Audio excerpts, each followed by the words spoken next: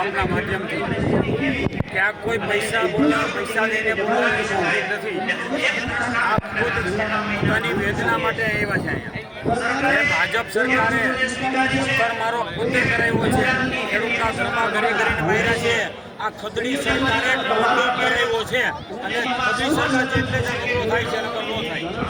આ ભાજપની સરકાર જે છે એ ભ્રષ્ટ સરકાર છે। ખેડૂત જે આવ્યા છે એની વેદના લઈને આવ્યા છે। મારું કેવું છે કે આ ખેડૂત સરકારે સમજવી જોઈએ। આ લોકો